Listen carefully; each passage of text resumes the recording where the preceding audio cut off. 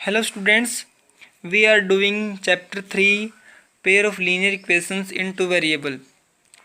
We have done our two methods to solve the pair of linear equations, substitution method and elimination method.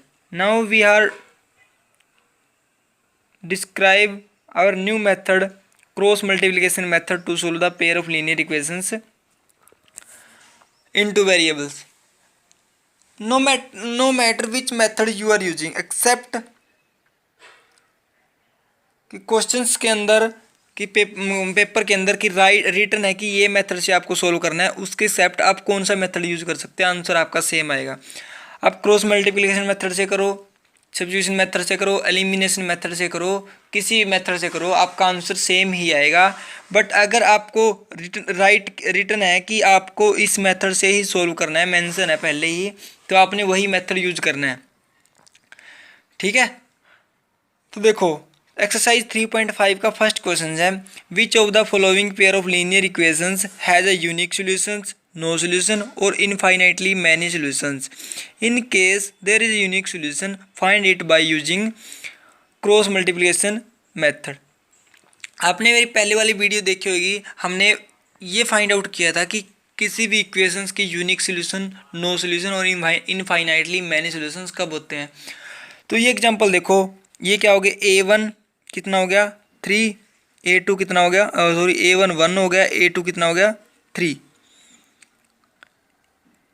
B1 कितना हो गया -3, B2 कितना है -9, C1 कितना है 3, C2 कितना है -2। तो A1/A2 फाइंड आउट करो, कितना आता है 1/3, B1/B2 -3/-9 1/3, C1/C2 3/-2। तो अगर आपके पास आता था A1/A2 is equal to B1/B2 है, A1/A2 is equal to B1/B2 है, तब क्या आता था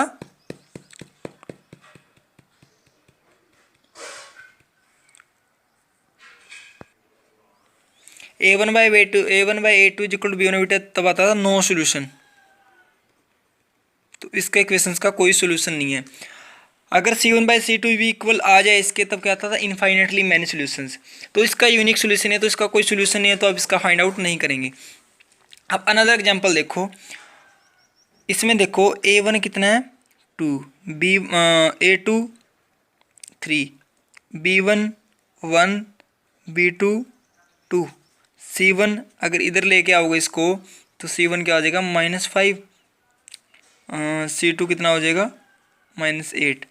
तो A1/A2 फाइंड आउट करो, 2/3, B1/B2 1/2।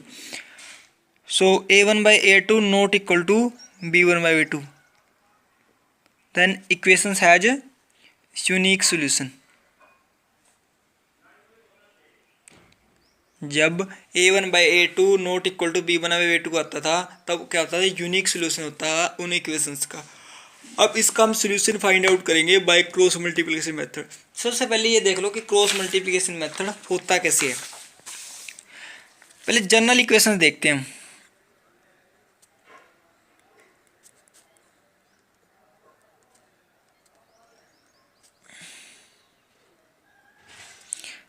जनरल इक्वेशन क्या होती है, A1x plus B1y is equal to plus C1 is equal to 0।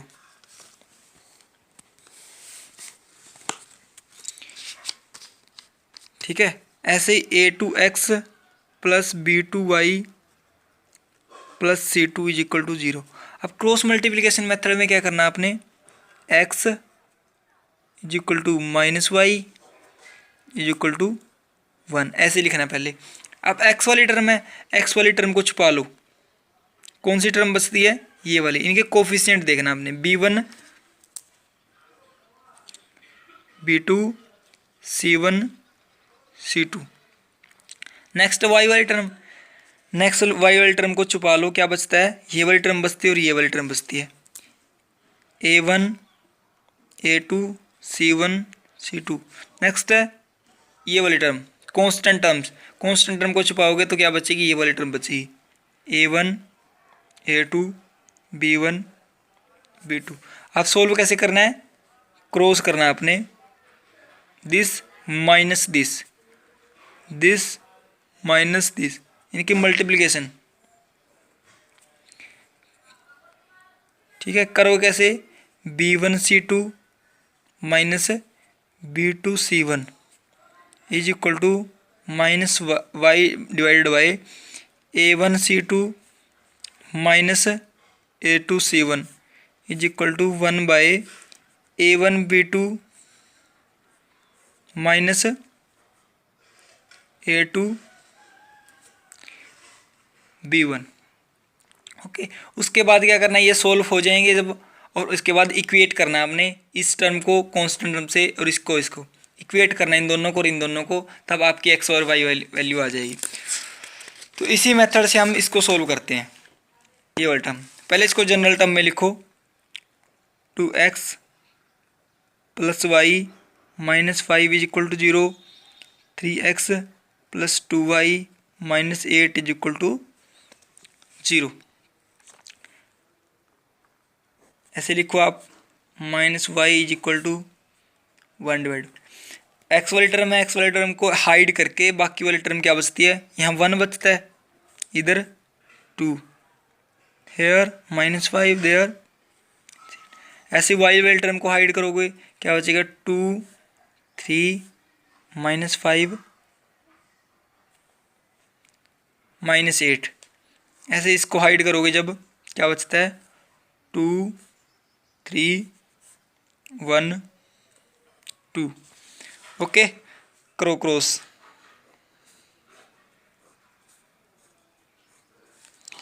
x divided by minus 8 minus 2 5 जा minus 10। Okay, minus y divided by minus 16 minus of minus 15 4 minus 3।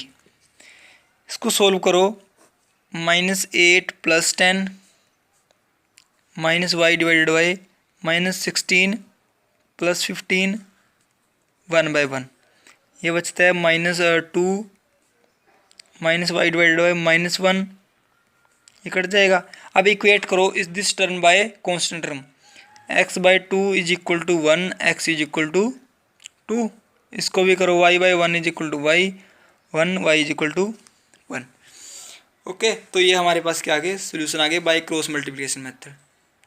तो अगर आपको paper के अंदर mention है कि आप इस क्वेश्चन को क्रॉस मल्टीप्लिकेशन से ही करो, तो आपने ये मेथड करना है, अदरवाइज आपको सिंपल पड़ता है एलिमिनेशन मेथड। ठीक है, एलिमिनेशन मेथड को कहीं भी यूज कर सकते हो। ठीक है, तो नेक्स्ट सम करते हैं इसका। नेक्स्ट 2 पार्ट आपने करने हैं और मेरे को सेंड करने हैं आपने। नेक्स्ट सेकंड सम देखो, फर्स्ट सम सेकंड का first, for which of values of a and b does the following pair of linear equations have an infinitely many number of solutions. अभी इक्वेशंस दे रखी हैं, आपने बताना है कि किस a और b की वैल्यू फाइंड आउट करनी है आपने, कि कब a और वैल्यू की इसका सोल्यूशन क्या हो, इनफाइनाइटली नंबर ऑफ सोल्यूशन हो। अब आपको पता है इनफाइनाइटली मैनी सोल्यूशन कब होते हैं, जब a1 by a2 is equal to b1 by b2 is equal to c1 by c2 हो, तब क्या होते हैं, बहुत सारे सोल्यूशन होते हैं, इनफाइनाइट नंबर ऑफ सोल्यूशंस होते हैं। तो इसको मेथड को इसमें यूज करो। अब यहाँ पे a1 कितना है 2, a2 कितना है a minus B, sorry a minus B, b1 कितना है 3, b2 कितना है a प्लस बी, c1 कितना है 7, c2 कितना है 3a प्लस। तो डिवाइड करो, 2 by a minus B is equal to 3 by a plus B is equal to this by this 7 by,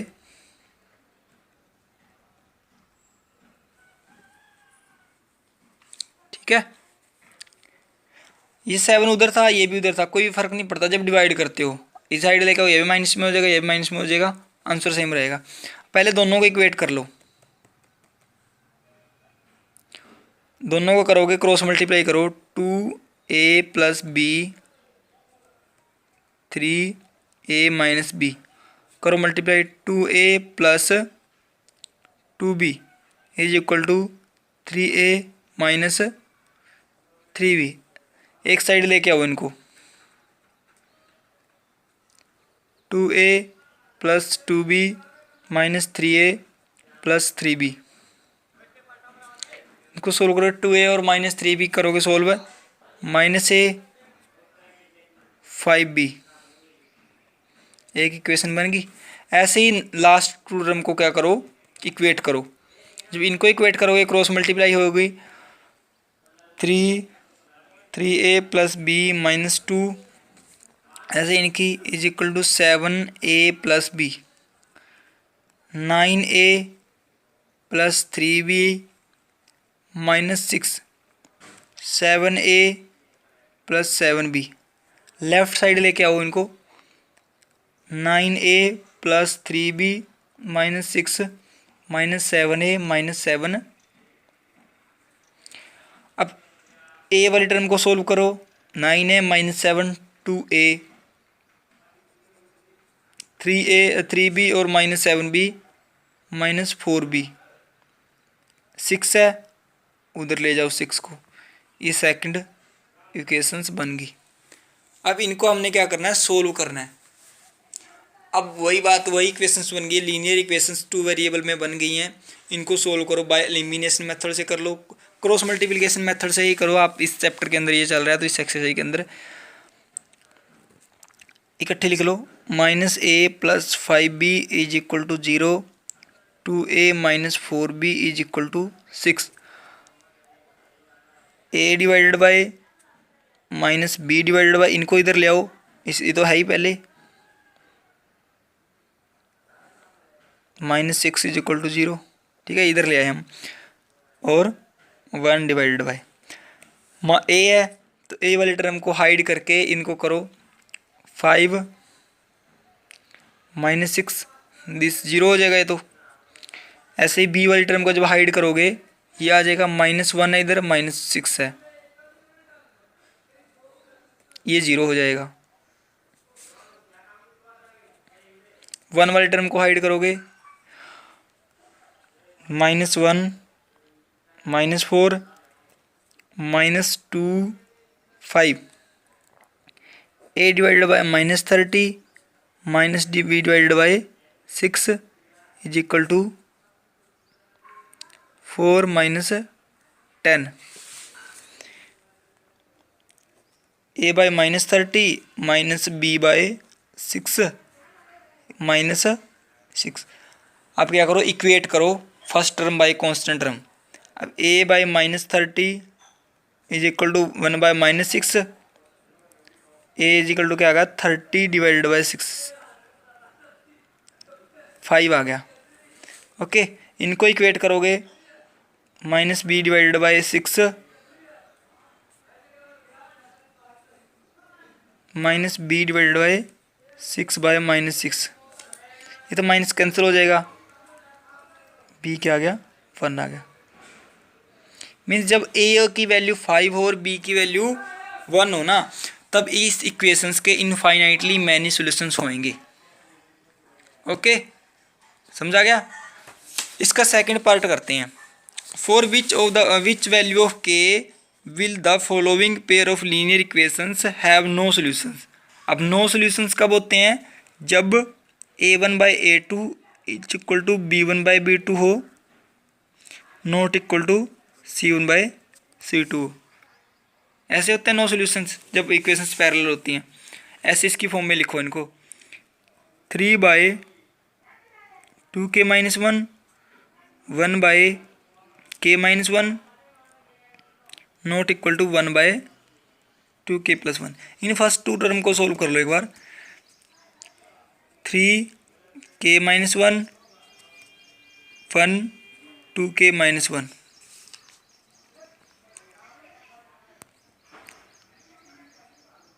3k -3 2k -1 इधर ले आओ इनको। 3k -2k 3 को उधर ले जाओ। 3 -1 यहाँ से बच जाएगा k = 2। अगर k 2 नहीं होना, 2 होना चाहिए, जब क्या होंगे इसके नो सोल्यूशन होंगे। इनको भी सोल्व करो एक बार।